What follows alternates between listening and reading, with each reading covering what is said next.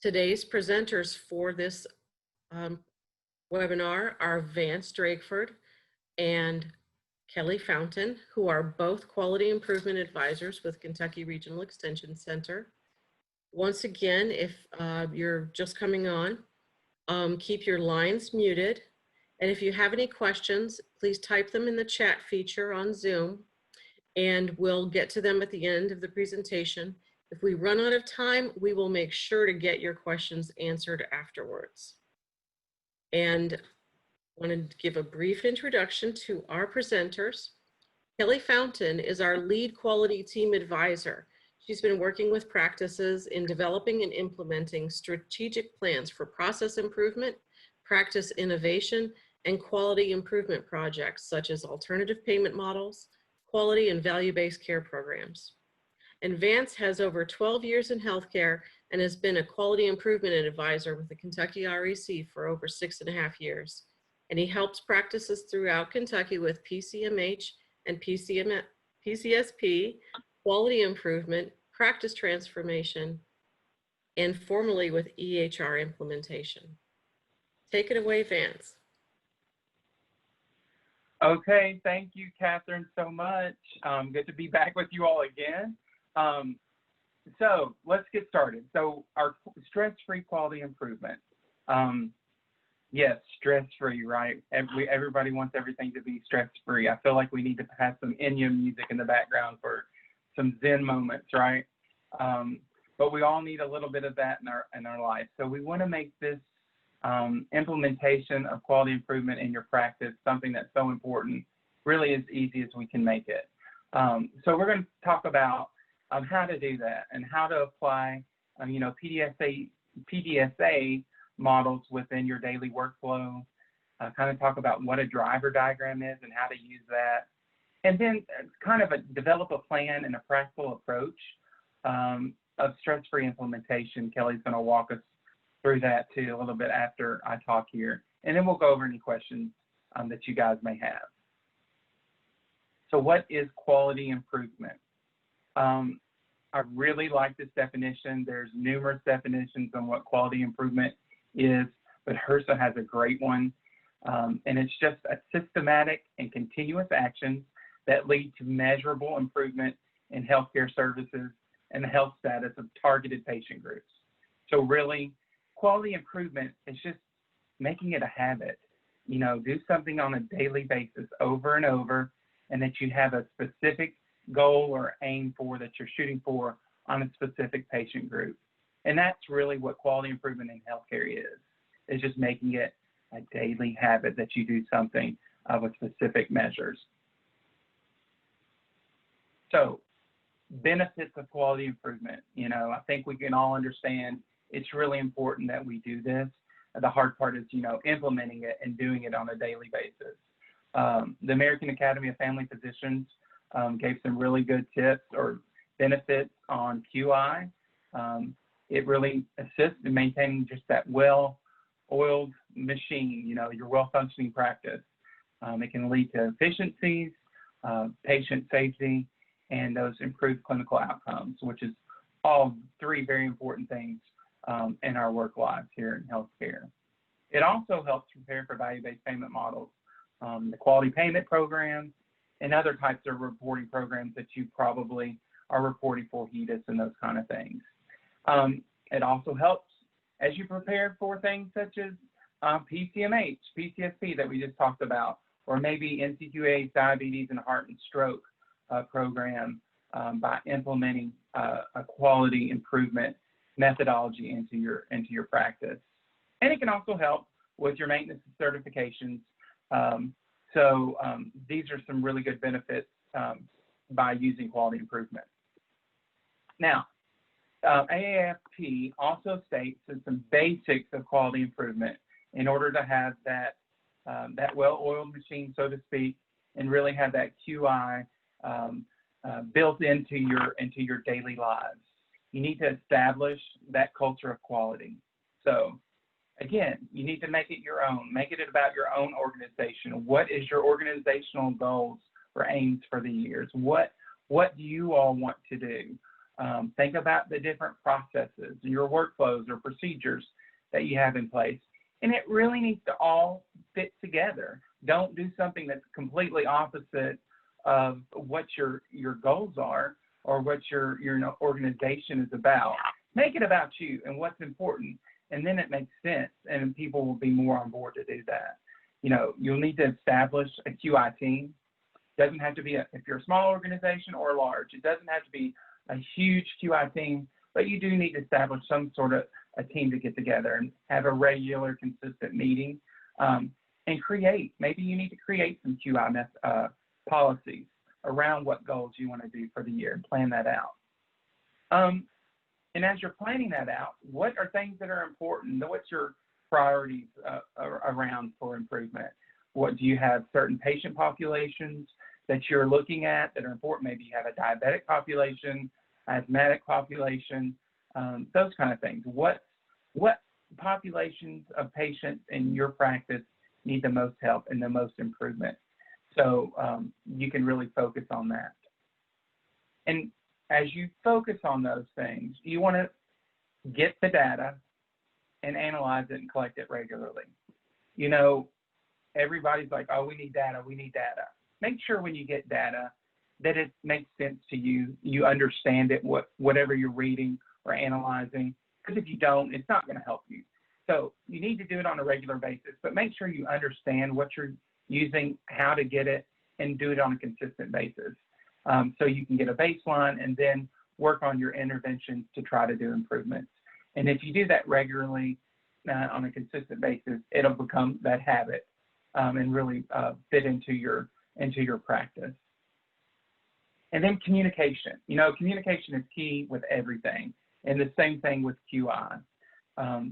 If you communicate what's going on, get people on board, and also communicate those results after all this work that you've got everybody to do, be transparent about it. Tell them how you did. Tell them if you failed. This didn't work. We're not going to do this again. We're going to try this now. If everybody understands this, they feel part of the team, and then they're more willing to jump on board and really engage and make those improvements. And if you do improve, have a pizza party, celebrate, do something. So you all can understand and be that team together. And just really, as I said, making it that habit, commit to doing this evaluation consistently and ongoing. Don't just do it one time and then end. You're going to have to continue to do this in order to really become the culture of your practice. So think about that. And then when you have those successes, share those lessons across your different practices sites or different service lines. So everybody can understand maybe how you made those improvements and what worked and how they maybe implement in their service line or maybe their different location, those kind of things. And start small. Don't start big. Don't start with your whole organization. Start small. So many of you all have heard of PDSA, I'm sure, the Plan, Do, Study Act. This is something that, to me, is one of the simpler QI methodologies, and it's easy to implement, and it can be short and sweet, but yet very practical, and it makes a difference. So your planning stage is probably your most important, where you're going to spend most of your time planning, deciding what you want to try to set your goals for, your measures, and establish your interventions. That's your most important area. And then you actually do your study, implement those actions to see how you do. And then after you've implemented it, those interventions, study it, re-measure your to find out the results, to see if you made improvement. And then maybe tweak it. Make some actions where you can apply anything that you've learned for improvements and interventions and use those again, or maybe make them even better. Or if you learn that, hey, this doesn't work, then completely do away with it and move on to something else. So your PDSAs are going to kind of look like this. It's not going to just be one PDSA and you're done, basically. You're going to kind of have those little spin-offs. So those are those little different circles there to the bottom left of the slide. So as you start planning, you do your intervention and you study it, and you realize, oh, we need to fix something, you tweak it. So that's your next little mini PDSA. It's kind of a spin-off from your first PDSA cycle. So it's going to look like that. There's going to be changes and improvements as you move along. And it's really important, like I said, start really small and then move forward and do follow-up tests. And then as you see the improvements on that consistent basis, if you might start off with 1 or 2 docs, with 1 or 2 patients for the week. And then if you see improvements, increase that, gradually. And as you continue to see improvements, then you start putting that into wide-scale tests and implement that over your organization. So it's not if it is a failure at first, it doesn't cause a big ruckus right off the start. So start small and then end with a bang. So as you're doing your PDSA cycles, another little tool that you can use is the driver diagram. And some of you guys may already use it or heard of it or may not have heard of it. And it's just really a tool that you can help show your organization what your team is kind of testing and working on. So it's a good communication tool, if anything. And you can, kind of get on board different staff members to really help decide what to work on, what interventions, and to kind of look at that process in more detail as you're planning this. So it's just a visual display of really what drives your intervention and what's going to drive that to meet your goal. And it's really important that you have a goal. And it can't just be a broad goal. Make it specific. Make it specific and measurable so that you can achieve it, and it's results oriented, and you have it over specific time. So that's what a SMART goal is. Set that so you can include those primary drivers that really contribute to an aim. And we're going to look at this here in a second more in the detail in an example that Kelly's going to show you, so you can kind of see how this all fits together. And then you're going to look at secondary drivers that may be some different components that fit into those primary drivers. And then you're going to set those specific change ideas. And so as you're looking on, we can move on now to the next slide. Thank you, Brent. So as we're moving on to the driver diagram, what you want to think about is those 3 different elements. Think about your software, your computer, your IT equipment, hardware, your policies. Maybe it's your actual physical location. As you're thinking about when you're planning what those drivers could, entail. Maybe they will entail processes, different workflows, different checklists that you need to go through to get through a patient visit, for example. And maybe some operating norms. What are your policies? What's kind of the culture in your organization, and what may not work, that may not be really specifically good for your organization. So you want to think about those different elements as you're deciding this. So as we move on, like I said, I want to pass this on to my colleague, Kelly, and she's going to go over an example of how to actually implement the driver diagram into your practice. Thank you, Vance. All right, well, good afternoon, everybody. This is going to be kind of a practical example. It's actually one that I've worked with a practice on before. So it may seem a little bit familiar because this is a very common measure that people are working on. So we're going to look at using documentation of current meds in the medical record as an objective that we want to improve. And the reason Vance and I chose this in our example is just because it is really applicable no matter what type of practice you're working in. So Vance has given kind of a really nice overview of what a driver diagram is. And you'll see kind of a blank version on the screen here, as well as the 4 steps that we typically recommend.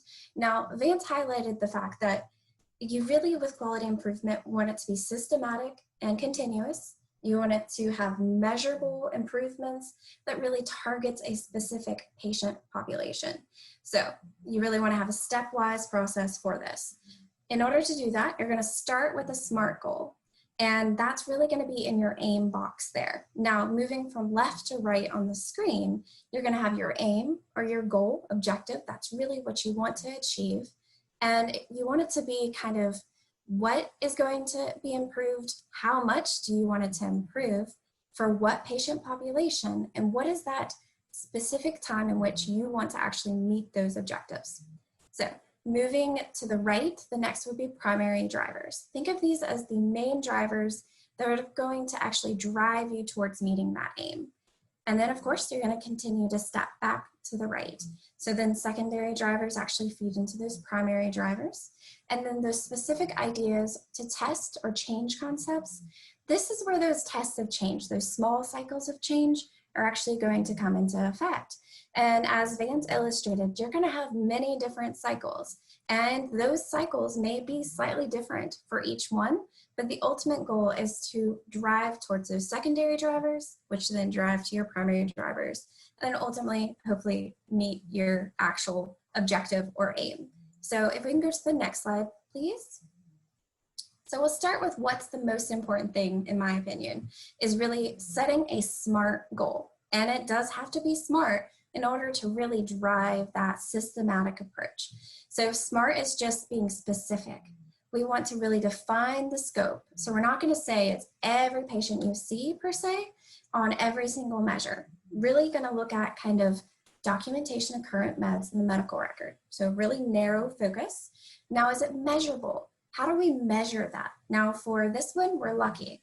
A lot of systems have a report that's automatically built into the system, so we're able to generate that report as necessary or as we would like. Now, is it obtainable? Now, for this one in particular, let's just say, historically speaking, we had a performance as of the end of February of 2020 in the 90th percent. So that's relevant because our goal here, you'll see at the bottom, is to get to 95% performance by the end of December of 2020. So we're at 75% right now, right?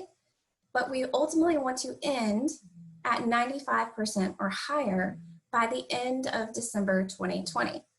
Now, is this relevant? Is there a way to actually make sure that we meet our goals, right? So yes, there's a process in place in which case we can capture this information. And then timely, we have a end date, right?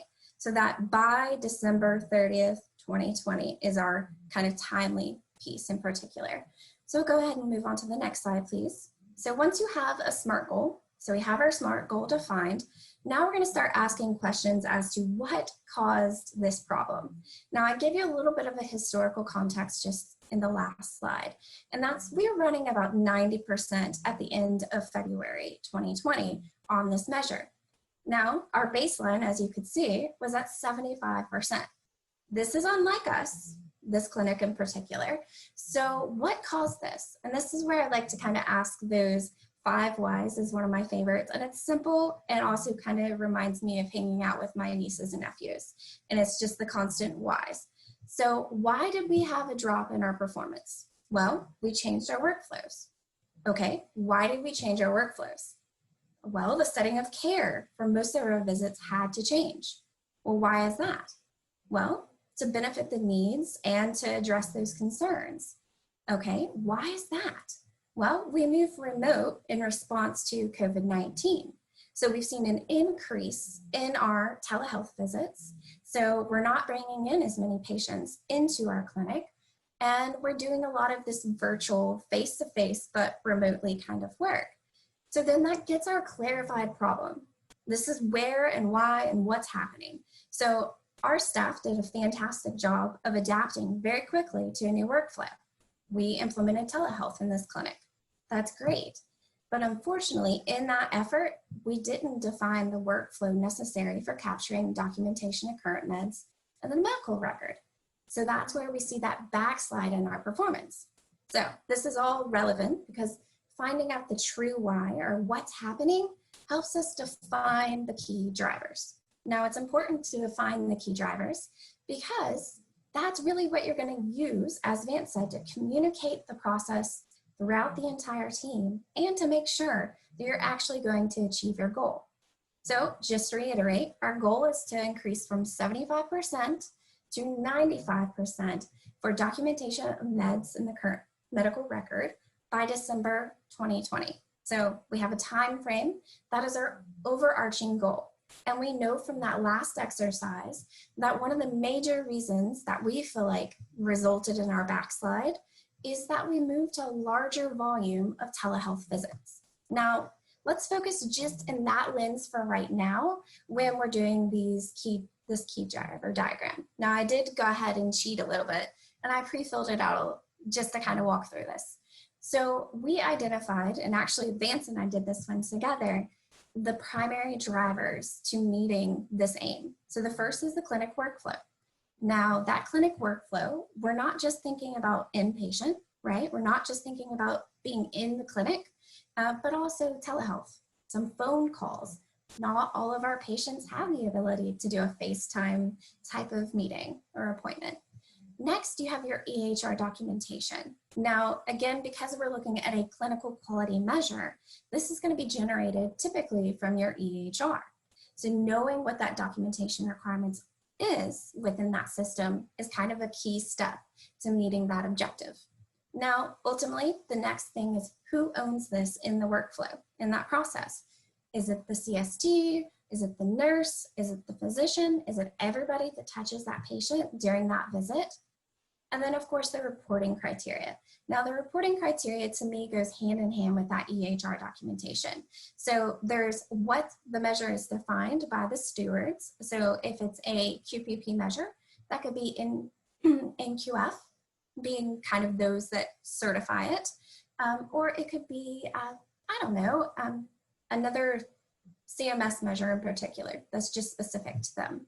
So there's the specific guidelines or spec sheets that define the actual workflow, what falls in the numerator and denominator. But then there's also how your EHR has documented or captured it within the system. And so there's kind of those two layers. And then ultimately, how do you get that feedback cycle to everybody? We know that what gets measured gets improved, right? If it's not monitored, you're not really going to be able to drive improvements.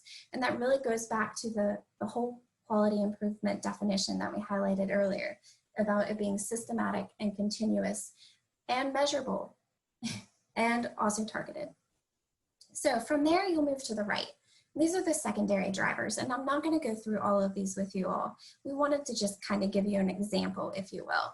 So we'll start with that first one because I feel like it's very relevant given the fact that normally we would be in person doing this type of event, and we are all virtual thanks to COVID-19. So this one in particular is a highlight. Types of visits. So this is where we would call out our telehealth visits. We would call out our in-person or clinic visits and identify those workflows that are specific to those different settings, and then figure out exactly where it has to be documented along the way. Now, this gets down into those change tactics or things to test. So for example, we could use identifying or digging into a telehealth visit and figuring out where in the workflow does it make sense to capture the med recs? When does it make sense to actually review with the patient the medication they're on? And how do we ensure that that takes place? What are the workflows? How do we share those workflows with clinicians and staff along the way? Now, again, this is kind of backwards. You really end up working most of the time in those change tactics. And those change tactics, you may have to layer several on in order to meet the secondary driver and then to meet the primary driver and then ultimately meet the aim. But it's perfectly okay to find that one of those change tactics doesn't work. And you're like, oh my goodness, this had completely the wrong impact. And so you scratch it off and you go to the next one and you keep testing out those cycles of change and ultimately use the data to determine, did you meet your aim? Are you doing what you need to be doing? And are you having that desired impact? Now make sure you're always looking at the big picture because sometimes you can have downstream impacts as well as you make adjustments. Next slide, please. Okay, so another kind of way that we like to work with this is to have a plan, right? So you can use that driver diagram or you can use something that's kind of like a project plan. I like project plans because then I can really identify the task. Who's going to pull what? When are they going to look at this? and it allows you to kind of do a systematic approach. There are really no wrong ways to this. The goal is just that you are communicating with everybody on your team and you're sharing what you're testing, why you're testing it, how you're testing it, and how do you define a success. Measurement is important. That data, what goes into it and what comes out of it is really, really important when you're taking a stepwise process. And keep it simple. Don't make things more complicated than they need to be. Next slide, please.